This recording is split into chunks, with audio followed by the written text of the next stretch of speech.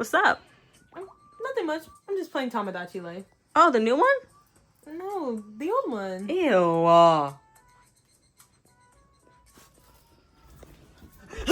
Where are the babies? Where are the travelers? And why can I not use the music hall? Oh wait, those are features that are not actually in the game. Ah yes, Tomodachi Life, the 3DS game that everyone knew and loved. A game where you could somehow find things to do for hours despite the island concept being hilariously simple. You weren't just fighting bosses, grinding levels, or saving the world. You were just watching your Miis argue, fall in love, and have emotional breakdowns. And, occasionally get into the fight over their little shared teddy bear. For crying out loud, you hate bears. No, I heart bears. It's different. Like, ooh, she ate them. Crying. But despite this, fans begged for a sequel, and Nintendo stayed silent for years. It wasn't until after 10 years that the announcement of Tomodachi Life Living the Dream had finally released. And everyone was excited because finally, after all these years, we were finally getting a new Tomodachi Life. But there was one teeny tiny little problem. Nintendo released a sequel and decided to remove many of the best features of the original. Right. However, if you never played the original 3DS version, you probably don't even know how much was cut from the Switch version. Luckily for you, my beautiful, sexy viewer, I had no life as a child, and I had spent hours playing Tomodachi Life, and I've came up with the 5 biggest features that I feel like made the outcry for the sequel so huge to begin with. So, let's get into them. And obviously, we have to start with number 1, with that one being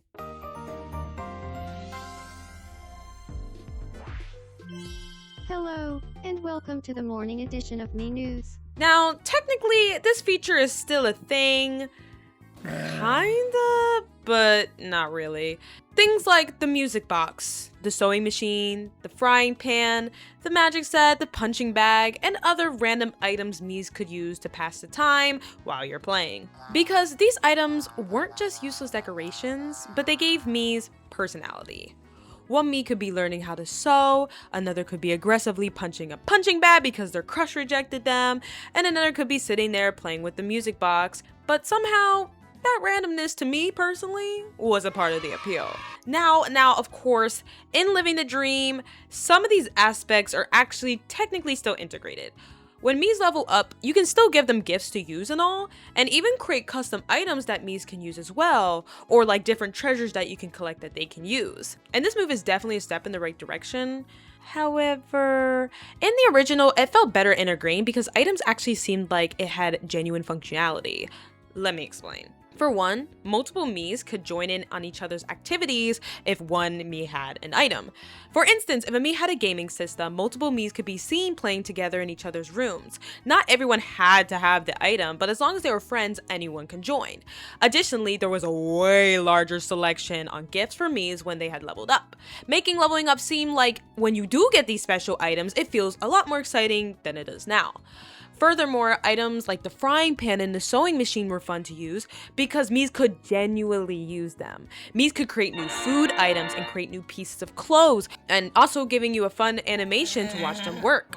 And these items were things that you could actually use. Having special items like these specifically add a lot more depth to the game because you can actually feel and see the effects of what happens to your Mii. Removing these items means fewer random moments and make it feel more like an accessory that your Mii will use like once or twice before like they'd eventually get bored and just end up roaming the island and poking at a light pole.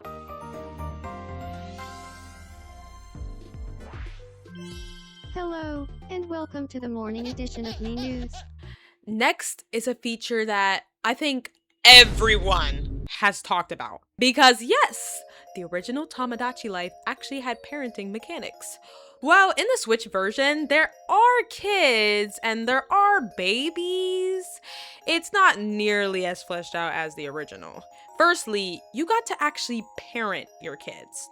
You could watch your Mii start a family, help them even take care of their kid, take photos of them with their children, watch them grow up, and eventually have the choice to either keep them on the island or send them off to explore other islands, which we'll get more into that point later. But it was honestly even just kind of emotional because you're basically watching this little digital being grow from birth. But, you know, in living the dream, couples can get married and have kids and then, not much else.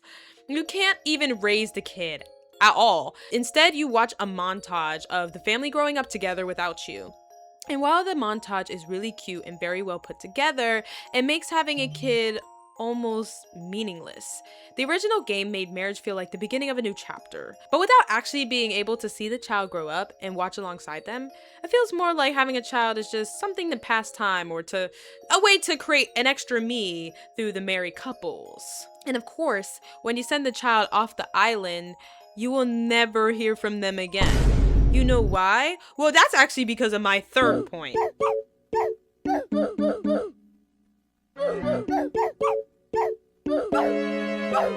Truly, the biggest feature that was ever removed, StreetPass. If you even knew about the 3DS, you knew about StreetPass. It essentially was a feature that connected your island to people that were in the actual world. Random travelers from other people's islands could show up, bring you gifts, tell you different stories in the tent, and make your island feel like it wasn't just a part of an isolated system. Because, let's be honest, the best part about Tomodachi Life was never knowing who would visit your island when and what items they would bring to the table. It was peak engagement. StreetPass added another layer because your island wasn't just your island. It was connected to everyone else playing. You could literally carry your 3DS around and accidentally bring home a tiny digital person from another person's system. But now, they're gone. No travelers, no random visitors, no reason to walk around with your Switch. But, to be fair, StreetPass simply just isn't a feature on the Nintendo Switch, so there was no possible way for them to bring this back. However, it doesn't change the fact that at the end of the day, the StreetPass was an essential feature to the original Tomodachi Life and did make it more engaging for players that played the game. But there was a fourth feature that they definitely could have brought back, but they played.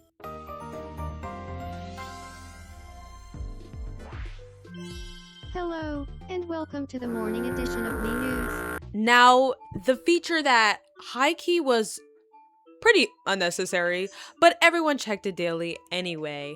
The ranking board and the compatibility tester. Was the compatibility tester scientifically accurate? Absolutely not. Did I check the ranking board just to see that my Mii was voted least desirable on the island? Hell yeah. These features were basically ways to check certain statuses of the Miis on your island and how they function in their small little society. For instance, on the ranking board, you could see who you pampered the most, who you gave the most money, who was the ugliest, literally everything. And for the compatibility tester, even though the results were pretty random, it gave you a funny idea of how each relationship would turn out in the long run.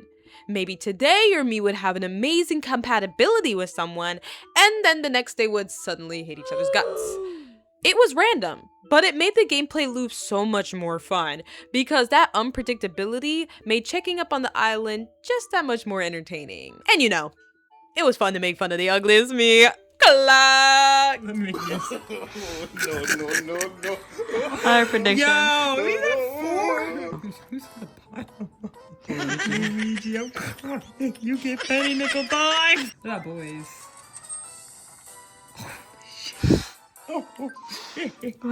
And lastly, the feature that everyone has been waiting to hear.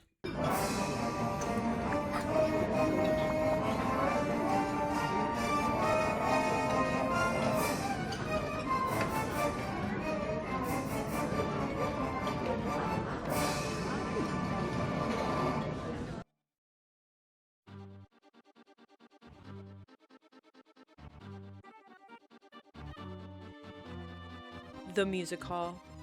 This was hands down the funniest feature from the original. The fact that we were able to give songs to Mies and have them perform several genres, costumes could be changed, backup dancers could be added or removed, duets could be created, and oh, most importantly, you could make your Mies sing about anything. Anything. Hey, sexy, you're the one for me. Sexy lady, I really want you.